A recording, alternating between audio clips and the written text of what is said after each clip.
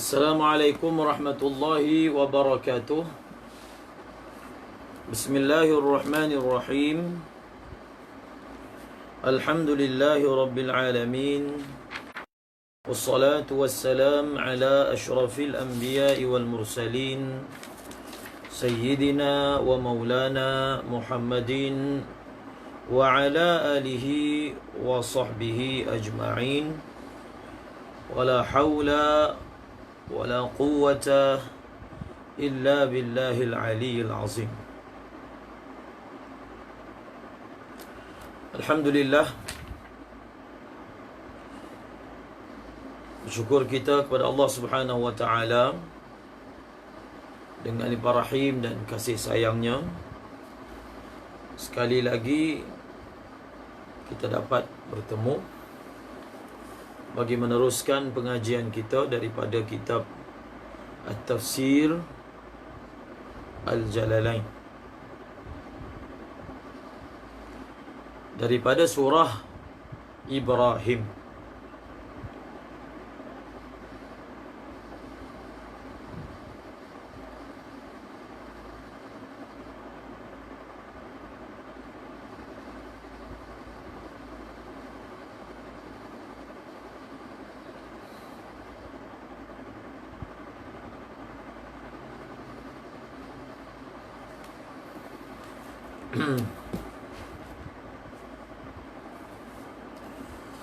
أعوذ بالله من الشيطان الرجيم.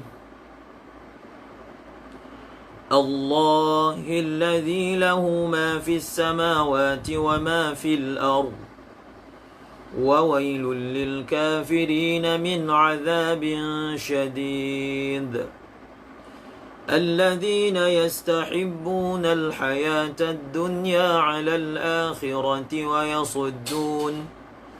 ويصدون عن سبيل الله ويبغونها عوجا أولئك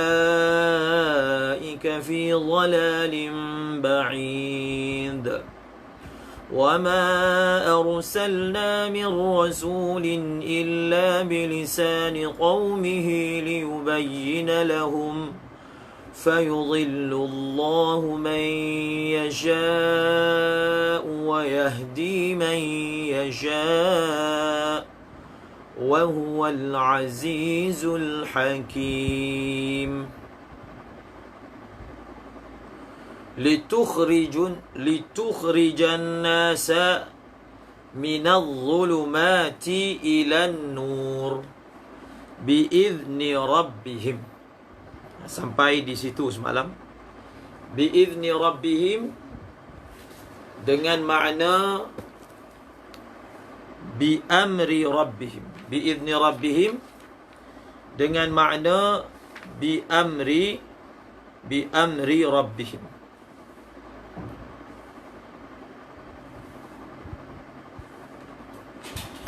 Semalam kita menarik perhatian berkaitan dengan apakah yang dimaksudkan bi'izni rabbihim. Dalam tafsirul Jalalain ditafsirkan dengan makna bi'amri rabbihim. Ada juga ulama yang mentafsirkan bi'izni rabbihim itu dengan makna bitaufiqi rabbihim. Bitaufiqi rabbihim. Cuba kita perhatikan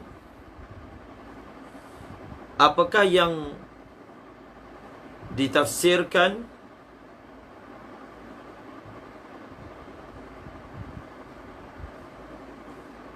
oleh Ar-Razi, Fakhruddin Ar-Razi pada ayat bi'izni rabbihim. Pada ayat bi'izni rabbihim. Kata Imam Ar-Razi,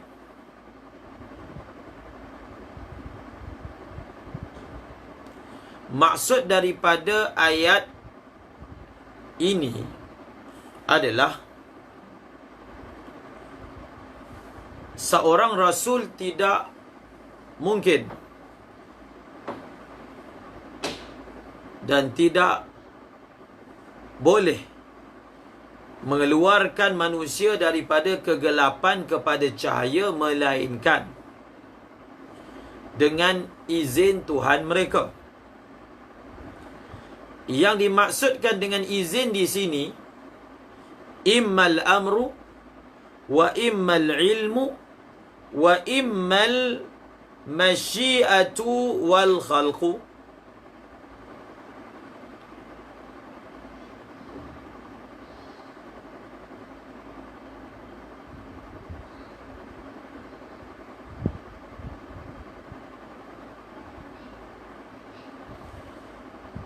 Kata Imam Razi, al-izin di sini kita sama ada kita boleh tafsirkan dengan makna amar, kemungkinan, ataupun izin itu maknanya ilmu, tahu, ataupun izin itu maknanya al-masyiatu wal khalqu. 3 ihtimal. Al-izin dengan makna amar, izin dengan makna tahu, ilm, biizni rabbihim ay biilmi rabbihim, ataupun izin itu dengan makna bimasyiati rabbihim wa khalqihi, biizni rabbihim, biamri rabbihim, atau biilmi rabbihim, atau bimasyiati rabbihim wa khalqihi. 3 ihtimal, 3 ihtimal, 3 kemungkinan yang ditafsirkan ayat ini. Kemudian bagi Imam Razi untuk mentafsirkan izin di sini dengan makna ilmu, dengan pengetahuan Tuhanmu. Kamu mengeluarkan manusia daripada kegelapan kepada cahaya dengan ilmu, dengan sifat ilmu yang ada pada Tuhanmu, maka kamu mengeluarkan mereka. Apa kata Imam Razi? Hamlul idhni ala al-ilmi muhal, lianna al-ilma yatba'u al-ma'lum ala ma huwa alayh. فالعلم بالخروج من الظلمات إلى النور تابع لذلك الخروج ويمتنع أن يقال إن حصول ذلك الخروج تابع للعلم بحصول ذلك الخروج. Ini ada kaitan dengan apa yang kita belajar dalam ilmu tauhid. Kita belajar dalam sifat 20, sifat ilmu Allah, kaunuhu ta'ala aliman, ataupun ilmuhu. Allah subhanahu wa ta'ala mempunyai sifat ilmu. Ta'alluq bagi sifat ilmu bukanlah ta'thir, bukanlah mengeluarkan sesuatu daripada adam kepada wujud. Bukan, itu bukan ta'alluq sifat ilmu. Tetapi ta'alluq sifat ilmu adalah kasyaf. Kasyaf, menyingkap. Apa maksud satu orang dia mengetahui sesuatu perkara? Dia mengetahui sesuatu perkara iaitu perkara yang terlindung, tersingkap kepada dia. Ta'alluq bagi ilmu adalah kasyaf. Kasyaf maksudnya singkap. Kejahilan itu disingkap. Maka tidak tepat kalau kita tafsirkan biizni rabbihim ini dengan makna biilmi rabbihim.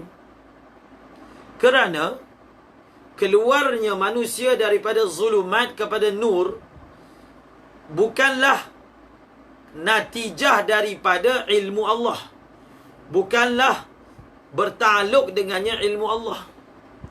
Kata beliau, ini kaitan dengan pelajaran ta'alluq. Seperti mana saya sebut, Al-Imam Razi oleh kerana dia ulama mutakallimin, begitulah cara perbahasannya. Beliau mengatakan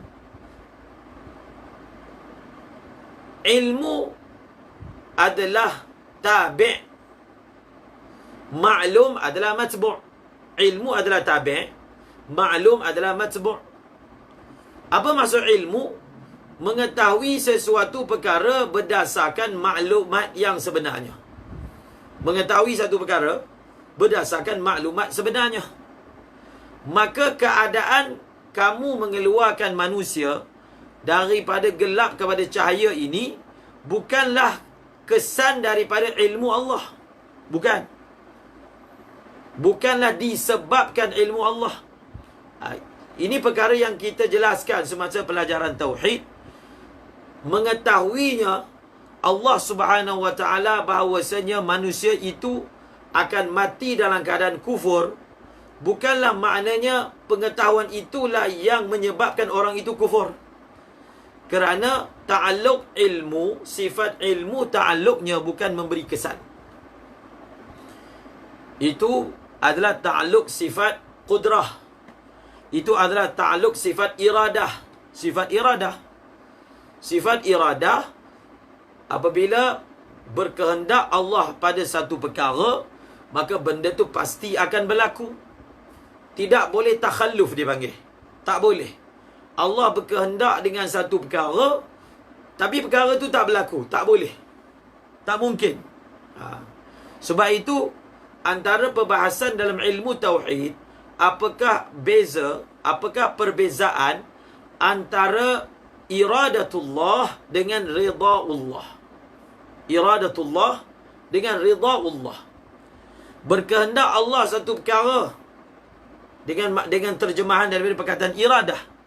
Redha Allah satu perkara, satu perkara yang berlainan. Di sisi kita Asy'ariyah, al-iradatu ghairu ridha, ataupun al-amru ghairu ridha. Amar bukanlah ridha. Amar tidak semestinya itulah ridha. Iradah tidak semestinya ridha. Diberi satu contoh.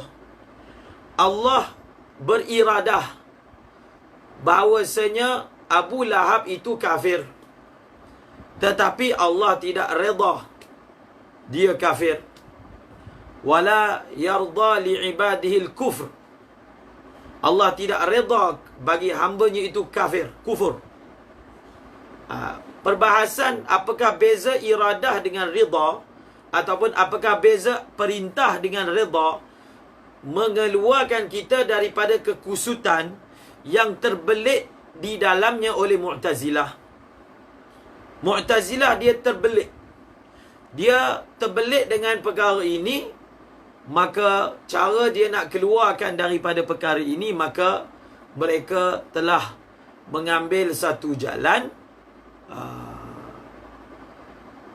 Mereka mengambil satu jalan, iaitu mengatakan bahawasanya Allah hanya mencipta perkara-perkara yang baik sahaja, tidak mencipta perkara-perkara yang buruk. Allah mencipta perkara-perkara yang baik sahaja, tidak mencipta perkara yang buruk. Itu nampak tak? Sebenarnya Mu'tazilah berakidah seperti ini. Menurut anggapan mereka, mereka nak keluar daripada kekusutan untuk faham bagaimana mungkin Allah Subhanahu Wa Taala yang mempunyai sifat terpuji, dialah yang cipta perbuatan-perbuatan buruk. Seperti mana Allah yang cipta perbuatan solat, maka Allah juga yang mencipta perbuatan meninggalkan solat. Seperti mana Allah Ta'ala menciptakan nikah, Allah juga menciptakan perbuatan zina. Perbuatan zina itu dicipta oleh Allah Subhanahu Wa Ta'ala. Jadi bagi mereka untuk keluar daripada kekusutan ini, maka akidah ini diambil. Akidah ini diambil. Tapi akidah mereka ini menjuruskan mereka kepada i'tiqad bahawasanya ada khalik selain Allah. Ada khalik selain Allah. Sebab yang mencipta perbuatan-perbuatan buruk ni makhluk itu sendiri. Jadi kalau makhluk yang mencipta perbuatan buruk, maka makhluk itu adalah pencipta selain daripada Allah. Sedangkan yang mempunyai sifat Khaliq hanya satu yang tunggal, iaitu Allah Subhanahu Wa Taala, di bawah sifat Allah Subhanahu Wa Taala itu adalah Esa, wahdaniyah, keesaan Allah Taala, keesaan pada sifatnya, pada zatnya dan pada perbuatannya. Okey, maka daripada situ tidak sesuai, tidak betul bahkan untuk ditafsirkan biizni rabbihim ini dengan makna biilmi rabbihim. Kemudian kata beliau, yang lebih sesuai ditafsirkan di sini biizni rabbihim dengan makna apa? Bi masyiati rabbihim wa khalqihi.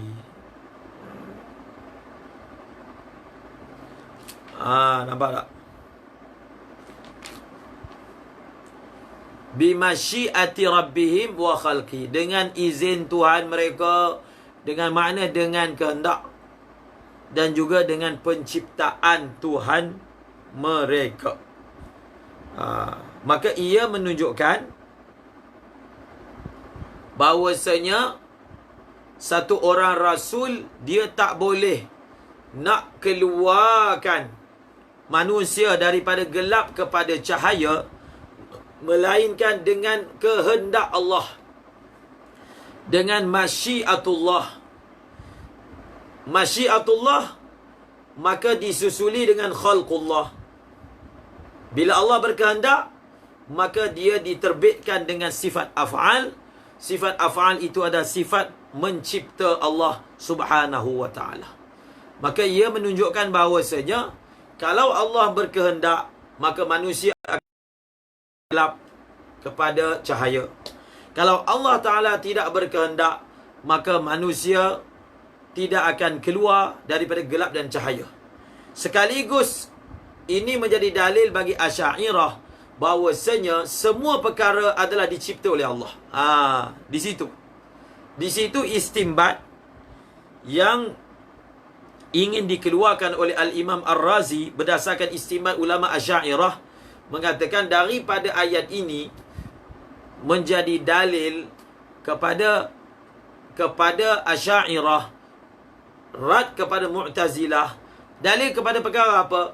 Perkara bahawasanya anna fi'lal 'abdi makhluqun lillah. Nampak tak? Kita pun sekali imbas spontan, kita tak nampak macam mana istidlal itu berlaku. Kita tak nampak bagaimana istidlal itu berlaku. Tetapi daripada pembacaan kitab Al-Imam Ar-Razi ini, maka nampak ayat ini pun boleh jadi dalil untuk rad Mu'tazilah yang mengatakan bukan semua perbuatan hamba itu dicipta oleh Allah Subhanahu Wa Taala. Perbuatan yang baik-baik sahaja yang dicipta oleh Allah. Adapun perbuatan yang buruk dicipta oleh makhluk itu sendiri. Tetapi ayat ini menunjukkan bahawasanya Nabi ni nak keluarkan manusia daripada gelap pun dengan kehendak Allah, dengan ciptaan dan kehendak Allah. Kalau Allah tak cipta, benda tu tak jadi. Bila benda tu tak jadi, maka manusia kekal dalam gelap. Dan kekal berada gelap. Keluar daripada gelap pun kehendak Allah, kekal dalam gelap pun kehendak Allah. Tapi kena bezakan masyiatullah dengan ridha Allah. Wa ma tasha'una illa an yasha Allah. Itu lain. Masyiah bukanlah ridha. Masyiatullah bukanlah apa? Bukanlah ridha. Begitu. Nampak tak? Kita akan jumpa pelbagai mewah kita Fakhruddin Ar-Razi ini dengan istimbat tentang akidah seumpama ini. Allahu Akbar.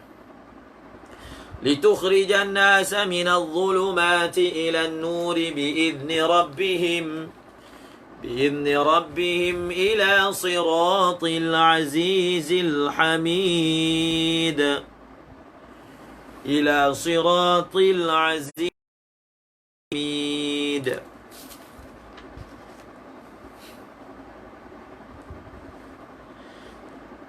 Yubdalu min ila nur. Tengok matan Jalalain. Wa yubdalu min ila nuri ila siratil aziz al-ghalib al-hamid al-mahmud. Tengok dulu apa yang disebut oleh Al-Imam Ar-Razi, Al-Imam Al-Mahalli, pengarang Jalalain, bukan Imam Sayuti.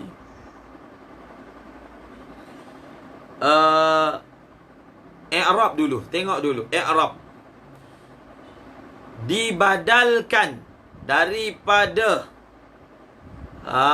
ilan nur, dibadalkan daripada ilan nur kepada siratil azizil hamid. Apa maksudnya? Ni terang dulu segi i'rab. Apa maksudnya? Ila siratil azizil hamid ni, i'rabnya adalah badal. Ila siratil azizil hamid, i'rabnya adalah badal. Mubdal minhu adalah ilan nur. Kita belajar apakah maksud badal. Badal ni adalah pada hukum mubdal minhu. Apa amil yang beramal pada badal, maka amil itu yang apa amil yang beramal pada mubdal minhu, makna yang ada pada amil tersebut, maka makna itu juga ada pada badal. Kalau sekadar ilmu nahu ila siratil azizil hamid, i'rabnya badal. Badal iaitu badalnya daripada syibih jumlah kepada syibih jumlah. Badal ni dia boleh badal jumlah kepada jumlah, mufrad kepada mufrad, syibih jumlah kepada syibih jumlah. Jar majrur ni syibih jumlah. Maka i'rabnya di sini ila siratil azizil hamid di'irabkan kepada badal. Maksudnya apa? Kalau tadi saya sebutkan amil kepada mubdal minhu itulah amil kepada badal, maka ayatnya akan jadi seperti ini: litukhrijan nasa minadh-dhulumati ilan nur, ataupun litukhrijan nasa minadh-dhulumati ila siratil azizil hamid. Itu maksudnya. Amil kepada mubdal minhu itulah amil kepada badal. Litukhrijan nasa minadh-dhulumati ila nuri biizni rabbihim ila siratil azizil hamid, ataupun litukhrijan nasa minadh-dhulumati ila nuri ila siratil azizil hamid. Ila siratil azizil hamid. Al-Aziz ditafsirkan dengan makna Al-Ghalib. Al-Hamid ditafsirkan dengan makna Al-Mahmud. Al-Aziz kata Syekh Mutawalli Sya'rawi dalam Hasyiah Kamalain pun ada, Al-Aziz ini adalah huwallazi yaghlibu wa la yughlabu. Aziz ini adalah orang yang menewaskan dan dia tidak boleh ditewaskan. Itu Al-Aziz. Alladhi yaghlibu wa la yughlabu. Al-Hamid man thabatat lahu sifatul hamdi minal ghairi wa illam yasdur hamdun minal ghairi fahuwa hamidun fi dhalika. Cantik, menarik. Hamid ini dalam tafsir Jalalain disebut Mahmud. Jadi bila pengarang Jalalain tafsirkan Hamid dengan makna Mahmud, Apa kita faham? Apa kita faham? Beliau hamid itu dengan isim maf'ul. Dengan isim maf'ul. Hamid dengan isim maf'ul, iaitu menunjukkan bahawasanya fa'il kita belajar apa? Fa'il dengan makna maf'ul, seperti mana qatil dengan makna maqtul, hamid dengan makna mahmud. Hamid dengan makna mahmud. Tetapi Syekh Syarawi telah panjangkan lagi tafsirnya. Apa kata Syekh Syarawi? Hamid ini adalah man thabatat lahul hamdu minal ghairi wa illam yasdur hamdun minal ghairi fahuwa hamidun fi zatihi. Hamid ini adalah man thabatat lahu sifatul hamdi minal ghairi wa illam yasdur hamdun minal ghairi. Hamid ini adalah zat yang sabit pujian kepadanya daripada selainnya, walaupun tidak keluar pujian daripada selainnya, kerana dia adalah hamidun fi zati. Kalau kita nak ringkaskan apa yang ingin disampaikan oleh Syekh Mutawalli Sya'rawi, hamid ini adalah apa? Sesuatu zat yang hamidun fi dhatihi. Hamidun fi dhatihi. Sesuatu yang apa? Dia adalah terpuji pada dirinya sendiri. Hamidun fi dhatihi. Dia beza dengan kita. Kita ini akan dipuji kalau ada sesuatu yang memuji. Kita ini akan dipanggil Mahmud kalau di sana ada Hamid. Kita akan dipanggil Muhsin kalau keluar daripada kita perbuatan ihsan. Kita belajar dalam Al-Aqidah Tahawiyah. Ingat balik dalam Aqidah Tahawiyah, Allah Ta'ala bersifat dengan Khaliq qabla wujudil makhluk, bersifat dengan Rabb qabla wujudil marbub, bersifat dengan Razzaq qabla wujudil marzuq. Allah Subhanahu wa Ta'ala bersifat dengan apa-apa sifat bukanlah kasbi. Sifat Allah Ta'ala ini bukan kasbi, tetapi sifat Allah Subhanahu wa Ta'ala adalah zati. Itu yang ingin disampaikan. Allah ini terpuji kerana ada yang memujinya, tetapi dia adalah zat yang terpuji walaupun tidak ada yang memujinya. Maksudnya huwa hamidun qabla wujudil hamidin. Dialah Allah yang sifatnya terpuji sebelum ada wujud sesiapa yang memujinya. Ini perkara akidah. Seperti mana zat Allah Ta'ala baharu, seperti mana zat Allah Ta'ala qadim, maka sifat Allah juga adalah qadim. Maka ulama akidah mengatakan, kalaulah Allah bersifat dengan Razzaq setelah adanya makhluk yang marzuq, maka sebelum adanya makhluk yang marzuq itu, maka Allah tidak bersifat dengan Khaliq, dengan Razzaq. Allah bersifat dengan Khaliq sebelum adanya makhluk.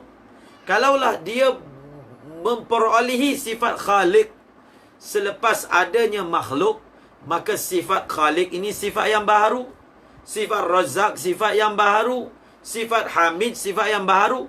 Sedangkan Allah Subhanahu wa Ta'ala zatnya adalah qadim, sifatnya juga adalah apa? Qadim. Sifat adalah qadim. Dan itulah yang membezakan ilmu Allah dengan ilmu makhluk. Walaupun dua-dua dipanggil berilmu, tetapi ilmu Allah adalah qadim. Apa maksud ilmu qadim? La yasbiquhul adamu. Ilmu Allah tidak didahului oleh tiada. Ilmu makhluk didahului oleh tiada, kasbi. Dia adalah kasbi. Dan ilmu Allah Ta'ala tidak perlu kepada yang memberinya. Ilmu makhluk perlu kepada yang memberitahunya. Maka ini yang ingin disampaikan oleh Syekh Mutawalli Asy-Sya'rawi, bahawasanya hamid ini dengan makna sesuatu zat yang sabit padanya sifat pujian, walaupun tiada sesiapa yang memujinya, kerana sifat pujian yang ada pada dirinya itu adalah sifat zat. Jadi hamid itu dia termasuk dalam sifat musyabbahah. Dan kita belajar bahawasanya sifat musyabbahah ini adalah sifat yang mana apabila sifat itu adalah sifat yang tersendiri pada zat itu sendiri. Ila siratil aziz. Kita nak tarik balik perhatian kepada matan Jalalain. I'rabnya adalah badal. Maknanya apa? Maknanya, apakah yang dimaksudkan dengan nur? Nur itu maksudnya siratil azizil hamid. Nampak? Maksudnya apa? Maksudnya siratil azizil hamid ni, jalan yang maha perkasa, yang maha terpuji ini, jalannya itu telah disifatkan dengan cahaya. Mungkin orang akan kata, kalaulah begitu,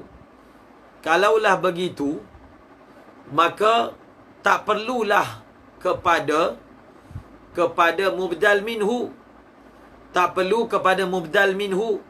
Terus sahaja ayatnya, litukhrijan nasa minadh dhulumati ilan nuri biizni rabbihim ila sirati. Terus saja, litukhrijan nasa minadh dhulumati ila siratil azizil hamid. Begitu sahaja. Jadi kita kena faham bahawasanya kalau dalam Al-Quran dibawa sesuatu ayat dengan bentuk sesuatu bentuk, kita tak boleh kata kalau tak ada ini pun tak apa. Tak ada. Dalam balaghah ada satu istilah yang disebut sebagai hashwun. Hashwun ni maksudnya perkataan tak ada faedah. Perkataan tak ada faedah. Sebab itu sebahagian ulama tidak mahu ketika nak i'rab Quran, tidak mahu guna perkataan huruf zaidah. Tidak mahu menggunakan perkataan huruf zaidah. Kerana perkataan huruf zaidah seolah-olah menggambarkan ada huruf-huruf dalam Al-Quran yang dia ini zaidah. Tak perlu. Contohnya kita i'rab laisa kamitslihi syai'. Laisa kamitslihi syai'. Jadi kaf itu dikata kaf zaidah. Kaf itu dipanggil kaf zaidah. Tak diperlukan. Jadi kalau ada dalam kitab tafsir mentafsirkan ataupun mengi'rab dengan zaidah, itu hanya zaidah menurut istilah nahu. Zaidah menurut istilah nahu ni maknanya kalam itu, i'rab itu akan sempurna walaupun huruf tu tak ada. Tetapi di sisi ulama balaghah tidak ada zaidah. Kalau sesuatu itu memang tak guna, maka dia akan cacatkan kalam. Dipanggil hashwun. Di dalam Al-Quran tidak ada hashwun. Tidak ada hashwun. Apa maksud tidak ada hashwun? Tidak ada satu perkataan, tidak ada satu ayat, tidak ada satu huruf pun yang dimasukkan tanpa ada makna. Tak ada. Tidak ada. Jadi kalau kita i'rab, kita kata huruf zaidah, boleh guna perkataan itu berdasarkan murad ulama nahu, iaitu min haisul lafaz. Daripada segi lafaz, kalau tak ada pun, maka kalimah itu ataupun ayat itu dia akan mustaqim. Tetapi daripada segi balaghah, kita belajar daripada segi balaghah, kita belajar bahawasanya huruf zaidah ini faedahnya taukid. Huruf zaidah adalah apa? Faedahnya taukid. Taukid. Tak sama tu ayat. Laisa kamislihi syai'. Laisa misluhu syai'. Tak sama. Laisa kamislihi syai' dengan laisa mislahu syai' ini tak sama. Maka huruf zaidah adalah huruf yang memberi makna yang tinggi dalam balaghah. Saya tak boleh cakap perlahan. Cakap perlahan lagi sakit. Kita cakap kuat. Okey. Jadi apakah faedah? Tengok. Apakah faedah didatangkan dalam bentuk badal? Kenapa tak didatangkan dalam bentuk direct? Dalam bentuk terus? Dalam bentuk apa? Dalam bentuk terus. Tak sama. Ini dinyatakan oleh Al-Imam Abdul Qahir Al-Jurjani. Abdul Qahir Al-Jurjani ketika membahaskan kitab Dalailul I'jaz. Jadi dalam kitab Dalailul I'jaz, beliau mengkritik golongan yang mengatakan i'jaz Al-Quran hanya ada pada kalimah-kalimah sahaja. Tidak. I'jaz Al-Quran bukan hanya ada pada kalimah yang dipilih, tetapi pada nazam, pada susunan. Kita tak boleh kata, contohnya, ayat dalam surah Al-Fatihah. Iyyaka na'budu wa iyyaka nasta'in. Kita kata, iyyaka na'budu dengan dengan na'buduka maknanya sama, tak sama. Tak sama. Makna yang ingin disampaikan daripada iyyaka na'budu tak boleh disampaikan oleh perkataan na'buduka. Tak boleh disampaikan. Apa-apa jumlah, apa-apa mufrad yang ditakdimkan daripada tempat asalnya di dalam Al-Quran, setiap takdim itu ada faedah balaghah. Sebab itu kena belajar balaghah, baru kita zauq baca Quran. Barulah kita rasa sedap, kita rasa mendalam. Jadi litukhrijan nasa minaz zulumati ila nuri biidni rabbihim ila siratil azizil hamid.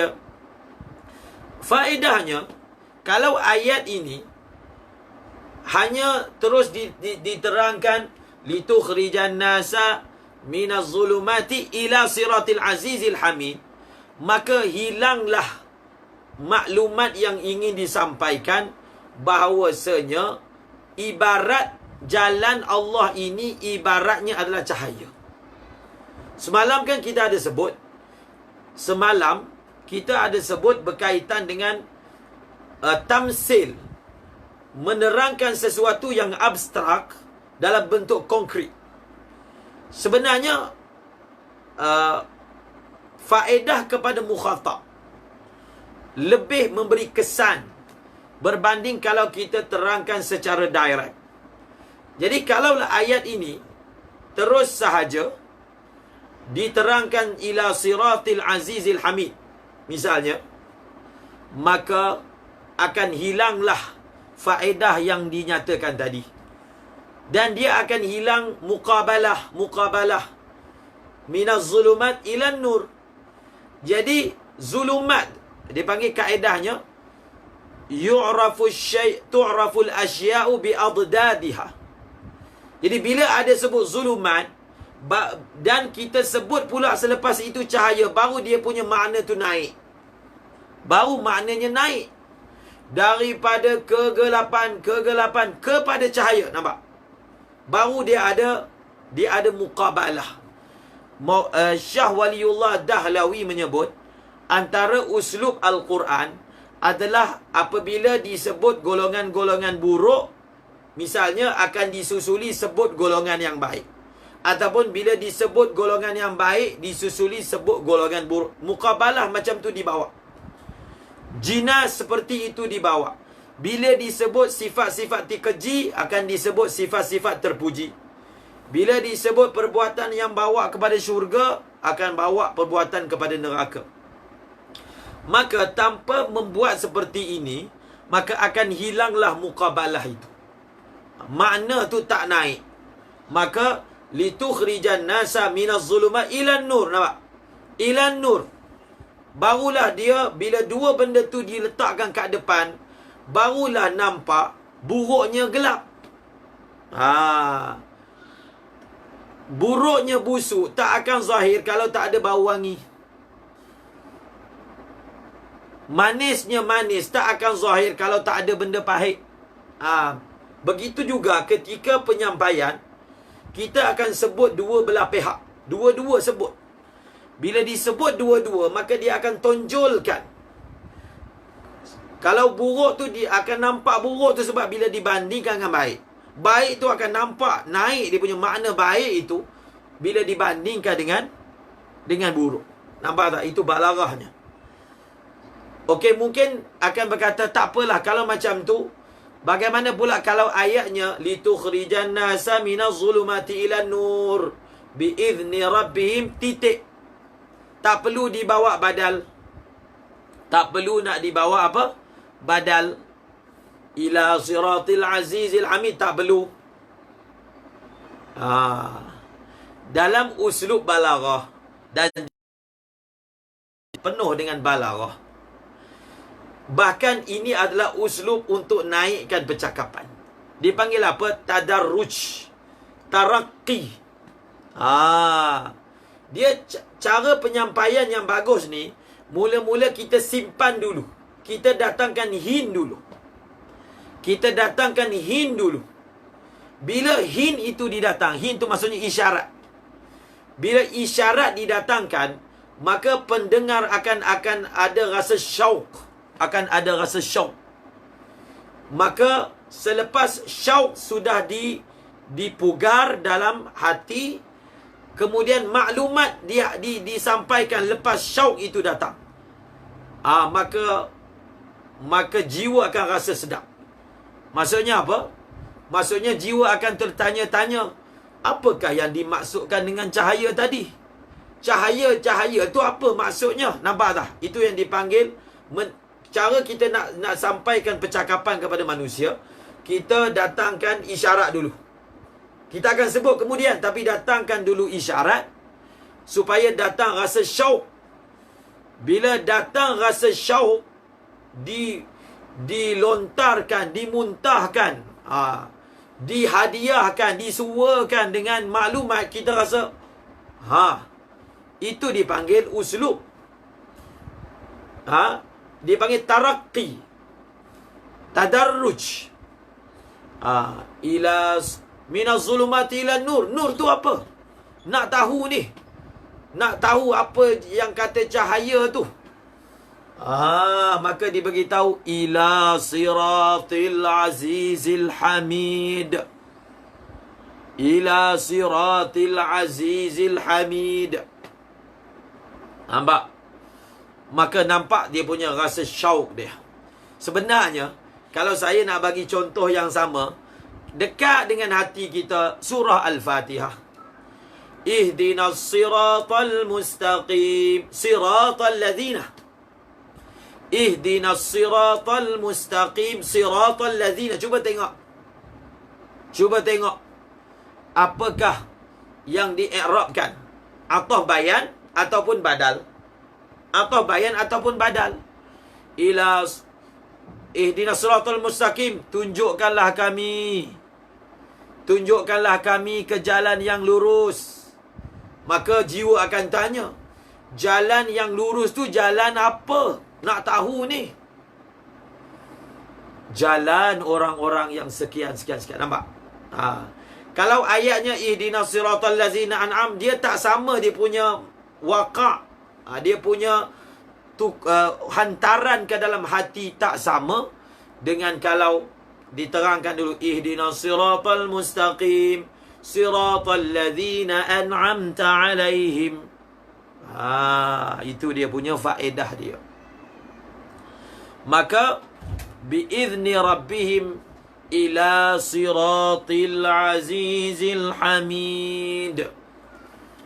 Daripada dua perkataan ini, kita dapat faham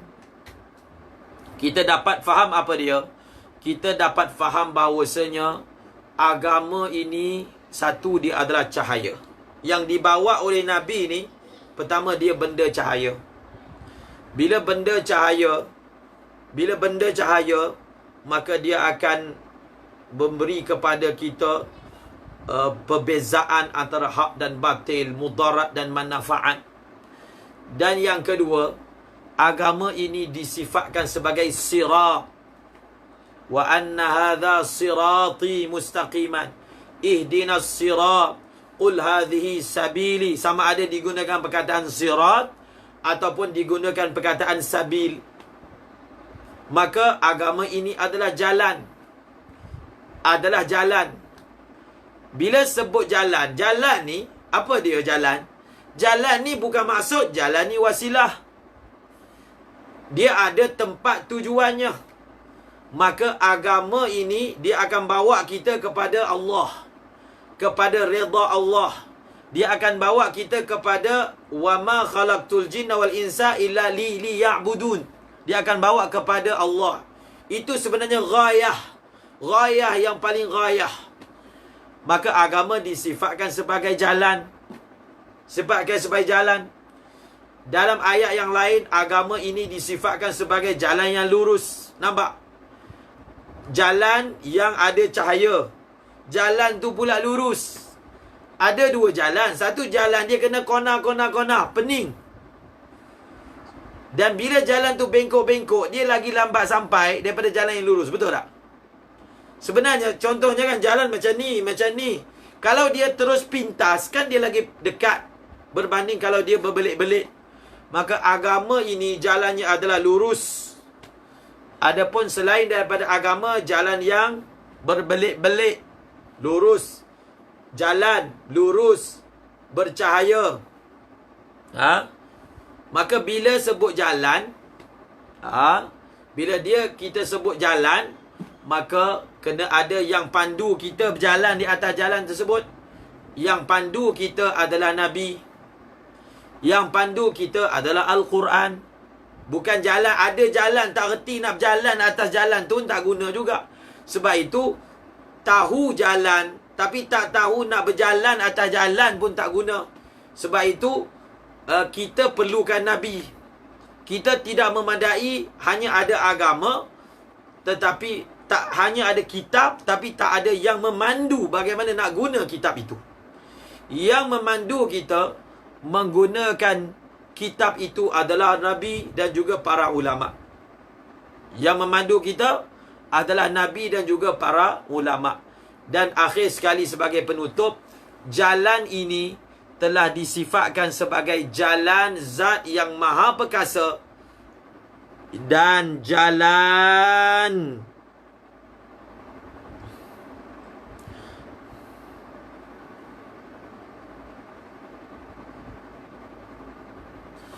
apa? Jalan zat yang maha terpuji. Maka jalan agama ini adalah jalan Allah. Tetapi, ini tak sempat kita nak terangkan. Tapi satu poin saya nak sebut. Ini diberi tambih oleh Syah Waliullah Dahlawi. Cuba perhatikan dalam ayat Al-Quran. Setiap sifat-sifat yang dibawa di hujung ayat. Ataupun di dalam ayat. Sifat-sifat Allah yang dibawa di hujung ayat itu, semua sifat-sifat itu ada munasabah. Contohnya kan, kenapa dalam ayat ini tidak dibawa Siratil Rahmanir Rahim misalnya, ataupun Siratil Ghani ke As-Sattar. Setiap nama-nama Allah yang diletak di hujung-hujung ayat, dia ada munasabah. Dan munasabah itu perlu dikeluarkan, diterjemahkan oleh mufassir. Jadi apa uniknya dibawa sifat Aziz dan juga sifat Hamid untuk dijadikan mudhaf kepada sifat Siratil Azizil Hamid. Nak bagi tahu jalan ini adalah jalan Allah, betul. Allah yang sifatnya maha perkasa, Allah yang sifatnya maha terpuji. Apakah maksud Aziz? Maksud Aziz ni Qadir, yang berkuasa. Yang berkuasa. Apakah maksud yang terpuji? Ditafsirkan dengan Ar-Razi tadi. Al-Hamid ini Dia punya syarat dia mesti Al-Alim dan juga Al-Ghani. Yang maha mengetahui, yang maha kaya. Dia tahu segalanya dan dia tak bergantung kepada selainnya. Maka memberi isyarat bahawasanya oleh kerana jalan ini milik yang perkasa. Yang apa ayat dia? In yansurkumullah. Ayat ini ada kaitan dengan perkataan Aziz. In yansurkumullah fala ghaliba lakum. In yansurkumullah fala ghaliba lakum. Apa maksudnya? Maksudnya apa? Kalau kamu ambil jalan yang perkasa itu, maka kamu tak akan hina. Ni jalan siapa punya? Jalan Allah. Allah yang macam mana? Yang sifat dia aziz. Aziz tu maksud apa? Yang menang tak akan ditewaskan. Maknanya apa? Kalau kamu ambil jalan ini, kamu bersama yang menang yang tak akan ditewaskan. Maka adakah kamu akan ditewaskan? Kamu akan bersama dengan in yansurkumullah fala ghaliba lakum. Kalau kamu ambil jalan ini, kamu bersama yang menang tak akan ditewaskan. Maka kamu akan bersama dengan kam min fi'atin qalilatin ghalabat fi'atan kathiratan biiznillah wa la yansurannallahu man yansuruh.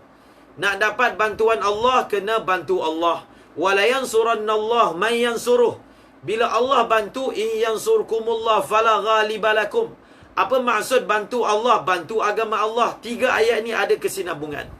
Ya ayyuhalladzina amanu in tansurullah yansurkum wa la yansurannallahu man yansuruh. Dan akhir sekali natijahnya in yansurkumullah fala ghaliba lakum. Maka siapa yang lalu jalan ini, dia melalui jalan aziz, dia tak akan kalah. Yang kedua, jalan ini adalah jalan hamid. Maka sesiapa yang berada di atas jalan yang terpuji. Apa maksud yang terpuji? Alim, mengetahui segala-galanya. Al-Ghani, yang tidak perlu kepada selain daripadanya. Maka kata pengarang Hasyiah Kamalain ini, dalam Hasyiah Kamalain mengatakan apa? Mengatakan siapa yang berada di jalan Allah, maka Allah yang sifatnya tak perlu kepada sesiapa, sifatnya yang maha mengetahui, la yukhayyibu sa'ilah. Allah Subhanahu wa taala tidak akan menghampakan orang yang meminta kepadanya.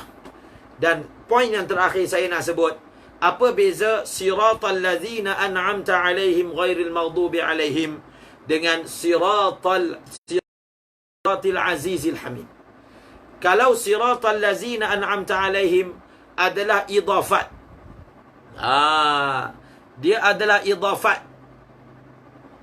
Idafat siratal lazini, dia adalah idafat jalan kepada yang berjalan di atasnya. Siapa yang berjalan atas jalan itu? Allazina an'amta alaihim. Maksudnya jalan diidafatkan kepada yang berjalan di atasnya. Perkataan sirat itu. Dalam ayat ini, siratil azizil hamid, jalan, perkataan sirat diidafatkan kepada pemilik jalan itu. Idafat. Pemilik jalan ini adalah Al-Azizil Hamid. Yang berjalan di atas jalan ini adalah Allazina an'amta alaihim. Maka hebat orang yang mana berjalan di atas jalan yang pemiliknya Al-Azizil Hamid, dan yang melaluinya Allazina an'amta alaihim. Allazina an'amta alaihim yang dirujuk dalam ayat yang lain, ulaikal ladzina an'amallahu alaihim minan nabiyyin, ma'alladzina an'amallahu alaihim minan nabiyyin. Siapa dia tu an'amallahu alaihim minan nabiyyin, siddiqin, syuhada, salihin. Maka daripada situ barulah kita nampak bagaimana naik makna itu. Jalan ini jalan yang cahaya, jalan yang lurus, jalan para nabi, para siddiqin, para syuhada. Pemilik jalan itu adalah Al-Azizil Hamid. Selepas semua ini, adakah orang yang melalui jalan ini akan kalah, akan hina? Tidak akan hina. Buat selama-lamanya. Wallahu a'lamu bis-shawab wa ilaihil marji'u wal ma'ab. Kita tutup pengajian kita dengan pembacaan kalamun qadimun la yumallu sama'uhu, تنزه عن قول وفعل ونية bihi ashtafi min kulli da'in wa nuruhu dalilun liqalbi 'inda jahli wa 'irati faya rabbi matti'ni bisirri hurufihi wa nawwir bihi qalbi wa sam'i wa muqlati wa sahil 'alayya hifdhahu thumma darsahu بجاه النبي والآل والصحابة آمين برحمتك يا أرحم الراحمين. Jadi kita ambil peluang ni waktu dekat maghrib hari Jumaat ini, kita doa, ya Allah, bismillahirrahmanirrahim, alhamdulillahirabbil alamin, wassalatu wassalamu ala asyrafil anbiya'i wal mursalin wa ala alihi washabihi ajma'in. Ya Allah, ampun dosa kami, ya Allah, dosa para guru, para masyayikh, ya Allah, nenek moyang kami beragama Islam, ya Allah. Jadikanlah kami ahli Al-Quran, ya Allah. Jadikan kami pencinta Al-Quran, ya Allah. Zuriat keturunan kami orang yang berkhidmat kepada Al-Quran, ya Allah. Jadikanlah Al-Quran teman kami siang dan malam, teman kami dalam kubur, ya Allah. Lancarkan Al-Quran di atas lidah kami, ya Allah. Jadikanlah Al-Quran sebagai penyeri hati kami, ya Allah. Ya Allah, hidup dan mati kami dengan Al-Quran, ya Allah. Berilah rezeki pada kami dengan perantaraan Al-Quran, ya Allah. Wa sallallahu ala sayyidina Muhammadin wa ala alihi wa sahbihi ajma'in. Subhana rabbika rabbil izzati amma yasifun. Wa salamun ala al-mursalin. Alhamdulillah rabbil alamin. Amin.